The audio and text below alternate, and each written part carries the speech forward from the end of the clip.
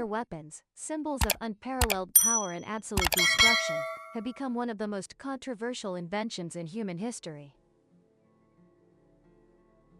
From the first tests in the New Mexico desert to the horrific devastation of Hiroshima and Nagasaki, nuclear weapons not only changed the face of warfare but also defined a new era of global politics and security.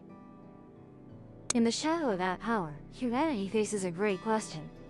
Will we use it to protect peace or sink deeper into a spiral of self-destruction?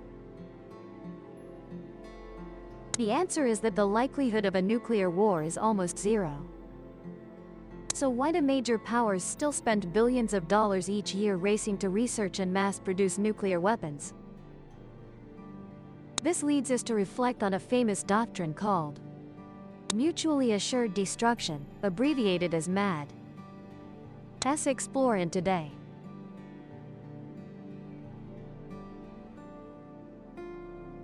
The MAD doctrine means that even with a first strike, a country possessing nuclear arsenals would still have the capability to retaliate with missiles launched from submarines, long-range missiles, and bombers, ensuring that both sides would be destroyed.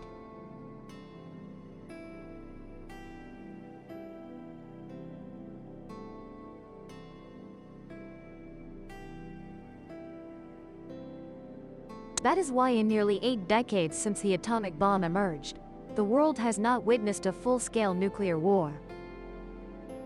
Currently, only 9 countries possess nuclear weapons, and the world is striving to prevent this number from increasing. These countries include China, France, India, Israel, North Korea, Pakistan, Russia, the United Kingdom, and the United States. However, there are concerns that Iran may soon join the ranks of nuclear-armed nations. This could trigger a new arms race in the Middle East and potentially expand nuclear status to countries like Jordan and Syria. At the peak of the Cold War, the United States possessed a massive number of nuclear weapons with 31,225 units. While the Soviet Union, at its dissolution in 1991, had about 35,000. Most of these were tactical nuclear weapons, meaning weapons under 10 kilotons, primarily designed for use against military targets. The development of tactical nuclear weapons began in the 1960s with the emergence of various types such as nuclear mines, air-launched nuclear missiles, and even portable nuclear weapons that soldiers could carry behind enemy lines. Initially, tactical nuclear weapons were created to avoid escalating nuclear programs that could lead to severe consequences.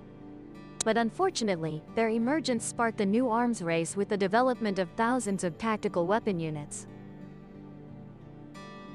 The reason for this race is simple. If one side has more tactical nuclear weapons than the other, they might think they could win in a conflict. Therefore, to prevent this line of thinking, countries are forced to achieve a balance in weapon numbers. This is essentially a repetition of the original nuclear arms race. Today, Russia claims to possess about 6,257 nuclear warheads, while the United States has 5,550. Traditional tactical nuclear weapons have largely been replaced by weapons with adjustable yield, which can be used in both tactical situations with low yield or in large-scale attacks with higher yield. However, there is still a significant number of purely tactical nuclear weapons, and new concerns have emerged after the Intermediate-Range Nuclear Forces Treaty ended, raising the risk that a new arms race over tactical nuclear weapons could begin or has already begun. Currently, the other 8 nuclear powers include France with 290 weapons, China with 350, the United Kingdom with 180 active weapons and 45 retired weapons that can be reactivated if needed. Israel with 90 weapons, Pakistan with 165, India with 160, and North Korea estimated to possess about 20 weapons. In total, over 12,000 nuclear weapons are currently in active status or retired, but still capable of reactivation if necessary. Most concerning are the 900 weapons that the United States and Russia each maintain on high alert, which can be launched within about 15 minutes of receiving an order. The rest of the world's nuclear arsenal is largely kept in reserve status and needs to be integrated with launch systems before use. A process that could take days or even weeks. The United Kingdom and France maintain nuclear weapons in a non-targeted state on ballistic missile submarines, and require several hours or even days to prepare for readiness. The most powerful U.S. nuclear weapon is the B-83, with an adjustable yield of up to 1.2 megatons, which is 60 times more powerful than the bomb dropped on Nagasaki. It has a blast radius of over 20 miles, capable of completely destroying any major city if attacked. However, these weapons are often not deployed singly but are bundled together with multiple bombs in a MIRV warhead. To destroy a major city like Paris, 3 MIRV warheads could be aimed at different points in the city, while still having enough weapons left to attack other targets from the same missile. However, as the mutually assured destruction, that doctrine ensures, this has never happened and is highly unlikely to occur. So, what is the MAD doctrine and how does it work? MAD is a simple concept that any child who has ever been in a water balloon fight understands. You have water balloons, but I have them too. If you throw one at me, I'll throw all of mine at you. It's better to find another victim who doesn't. Two nuclear powers typically do not use nuclear weapons against each other, because both sides know they would face an immediate and powerful retaliation. This makes all-out nuclear war the only option. But that is an unacceptable choice for any rational person. Thus, nuclear war is tightly prevented. However, MAD cannot function without certain key capabilities. First, both sides must have a sufficiently large arsenal to threaten near total destruction of the opponent. If a country has only a limited arsenal, the MAD doctrine collapses because nuclear war then becomes a winnable option. For example, Israel has only 90 nuclear weapons, so it cannot apply the MAD doctrine against a country like Russia. The huge disparity in weapon numbers and Russia's size make a nuclear war between Russia and Israel quite feasible. Especially when considering the percentage, these weapons would be intercepted, malfunction, or destroyed before use. Second, for MAD to work, both countries must have reliable and effective nuclear weapon delivery methods. Shortly after World War II, the United States had a brief period of absolute nuclear dominance over the Soviet Union. Because the Soviet Union had no aircraft capable of making a long flight to America to deliver nuclear weapons. Meanwhile, the US did have this capability. That meant in the event of war, the Soviet Union was completely at the mercy of the US nuclear arsenal. The emergence of long-range bombers developed from a captured American bomber during World War II suddenly balanced the weapon scale and initiated a large-scale bomber race between the two countries. However, with the breakthrough in long-range missile technology, bombers are no longer the primary deterrent weapons. And once again, nuclear balance was established. The final principle enabling the MAD doctrine to function is maintaining a survivable deterrent force. Many nuclear weapons are kept in a ready-to-fight state. Mounted on long-range intercontinental ballistic missiles, ICBMs, housed in vast missile silos in both the US and Russia. However, these silos are highly vulnerable to nuclear attack and would indeed be the first targets in any nuclear exchange between the two nations. Therefore, the concept of the nuclear triad emerged to ensure reliable nuclear deterrence and survivability by employing 3 methods of launching or retaliating against a nuclear attack. The first leg of the nuclear triad is ground-based missiles. Intercontinental ballistic missiles, ICBMs, completely changed the nuclear game by allowing a country to attack any other nation in the world with nuclear weapons regardless of location. Moreover, they are nearly impossible to defend against because they are launched deep within the country's territory and take less than 30 minutes to reach the target. Additionally, as the missile descends through the atmosphere, radar tracking becomes difficult, and intercepting a warhead moving at thousands of miles per hour is nearly impossible.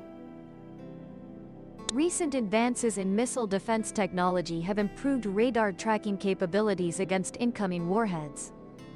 And the use of more advanced computing systems has enabled intercepting a warhead with a kinetic kill vehicle. Essentially, this is like shooting a bullet at an incoming bullet. However, modern missiles have developed countermeasures to make interception more difficult. This includes massive chaff clouds released from the warhead delivery vehicle during suborbital flight. Chaff reflects radar strongly, making it hard for radar to identify the real warhead among many decoy signals. However, advances in computer processing power have made chaff less effective than before. ICBMs remain the primary tool in nuclear deterrence. Countries like Russia often maintain a mobile ICBM fleet, making them difficult or impossible to track and attack. However, the ground-based deterrent force is incomplete without the other two legs of the nuclear triad. Complementing ground-based missiles, the bomber force forms the second leg of the nuclear triad. This includes weapons dropped from long-range bombers near enemy targets. In the past, this would be carried out by large-scale attacks involving hundreds of bombers. All carrying gravity bombs or conventional bombs. To ensure redundancy, up to a dozen bombers might be assigned to destroy the same target, with the expectation that many of them will be destroyed by the opponent's air defense system en route.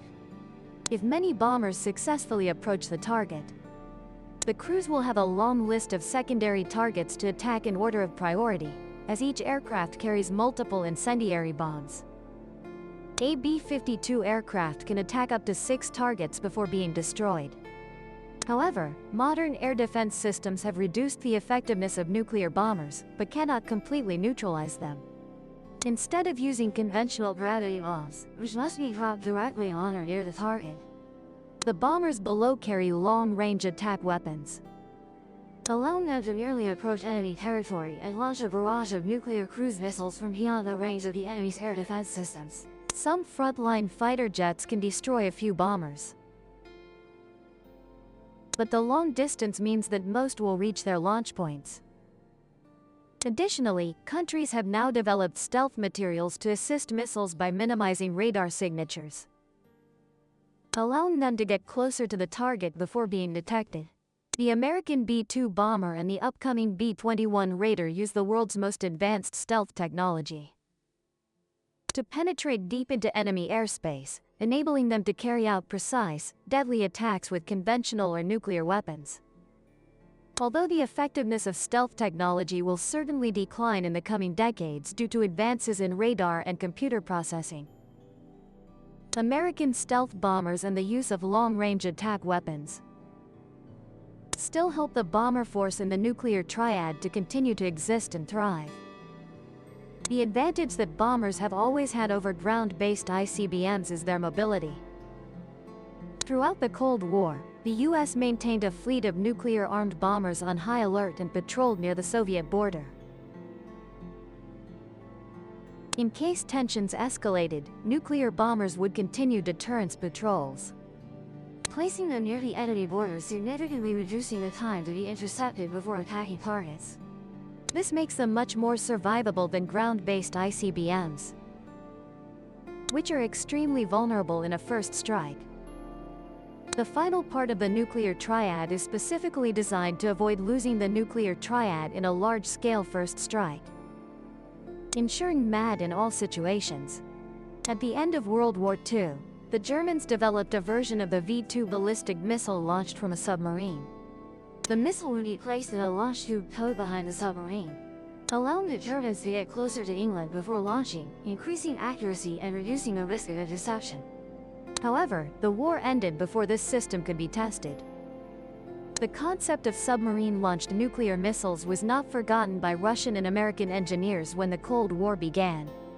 Unlike ground-based missiles, submarine-launched missiles are almost impossible to defend against or neutralize, because an enemy submarine could be lurking just off your coast at any time. This allows its missiles to have flight times of only a few minutes. It even made the concept of a winnable nuclear war feasible. And a large enough fleet could launch an attack that completely neutralizes the opponent's arsenal before the enemy could mobilize a counterattack. The Soviet Union outpaced the US in missile technology by launching the first submarine-launched ballistic missile in 1955. They quickly equipped a small fleet of submarines, each carrying 2 nuclear missiles, creating the first nuclear-capable submarine fleet. However, by 1959, the United States also introduced its own ballistic missile submarine, and unlike the Soviet submarines, the American submarine was nuclear-powered. This meant it was harder to detect because it could stay underwater indefinitely, limited only by the food supplies needed for the crew. It also outperformed any Soviet submarine with 16 missiles compared to 2 missiles on each Soviet diesel submarine. Ultimately, both the Soviet Union and the United States built a significant fleet of nuclear ballistic missile submarines, threatening each other with undetectable nuclear destruction, thereby maintaining the balance. In essence, although submarines are stealthy assassins that could make nuclear war feasible, now both sides hold a knife to each other's throats, and peace has been established. On another note, the Soviet Union always lagged behind the US in submarine design and knew that their vessels were very vulnerable to detection by American attack submarines and other anti-submarine weapons. Therefore, they chose to build a road-mobile ICBM system to make their ground-based deterrent force more resilient. As for the United States, with its superior submarine fleet, saw no need to follow suit, because they know their submarines have a much higher survivability than Soviet submarines. The nuclear triad ensures nuclear deterrence by maintaining a reliable and survivable nuclear force. This leaves the opponent with no choice but to win in a nuclear exchange. Because the 3 components of the nuclear triad are extremely difficult, if not impossible, to disable simultaneously. With a complete nuclear triad, even if the opponent launches a surprise attack that could destroy most of the nuclear force, there would still be enough left to carry out a powerful counterattack. Like 2 gun and pointing guns at each other's heads, the nuclear triad ensures mutual destruction. And that is why the world has never witnessed a nuclear war. But suppose a nuclear war actually occurs, how would it unfold? Nuclear war would certainly begin with a preemptive strike from one side in the most unexpected situation. Unlike conventional forces, nuclear weapons require very little time to mobilize and prepare, and can actually be ready to launch without any warning signs to the opponent of an impending attack. For example, US ICBMs are kept ready in silos with target coordinates available. The launch system has no off switch, and the entire system cannot be shut down unless there is a complete power loss. Even in that case, backup generators allow the silo to operate long enough to successfully launch the weapon. Therefore, a nuclear war would start with a preemptive strike on the opponent's missile bases, most likely from submarine-launched attacks. Opposing submarines would silently infiltrate the coastal waters of the target country and get close enough so that the weapon's flight time to the target is too short to intercept successfully. Although some ballistic missile defense systems might successfully intercept in the terminal phase of flight, it is very likely that by the time the launch order is executed, the missile silos would already be destroyed. The submarine attack would also target the opponent's main air bases involved in nuclear operations. It is not necessary to destroy the nuclear weapons storage, as the main goal of the attack is simply to disable the airbase, rendering it inoperable. Large nuclear bombers require long runways to take off, and there is no hope that a nuclear bomber could be fueled, armed, and take off before a ballistic missile destroys its airbase. The only way for the nuclear air force to survive a surprise attack is if they already have some bombers ready for takeoff. This was exactly the case for most of the Cold War, when pilots and crews stood watch in ready rooms and armed bombers were fueled right outside the door. In less than 10 minutes, a nuclear-armed B-52 could take off to wreak nuclear havoc somewhere in the world. when ground-based weapons are largely destroyed in the air bases. That nuclear bombers rely on are no longer operate. An alert order would be sent To the rest of the nuclear triad, the ballistic missile submarine fleet.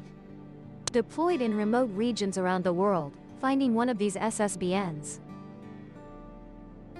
Is like looking for an eagle in a haystack in their enormous range. means they do not need to be near their targets to attack.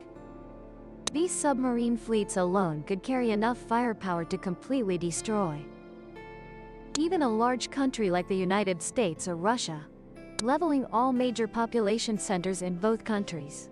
What the Soviet Union did not know was that throughout the Cold War, the United States was very successful in tracking Soviet submarines. Thanks to a vast underwater detection system called SOSUS. The Soviet Union may have led the United States in many areas of missiles during the Cold War. But the United States was the ocean's hegemon with both ballistic missile submarines and attack submarines that were much more capable and quieter than their Soviet counterparts. The fact is, for decades, Soviet submarines were often closely tracked by American submarines as soon as they left port. If nuclear war were to occur, the majority of the Soviet submarine fleet would be destroyed before they could use their weapons. Advances in Soviet submarine technology and their discovery of the SOSUS system's capabilities eventually reduced this advantage and restored the balance.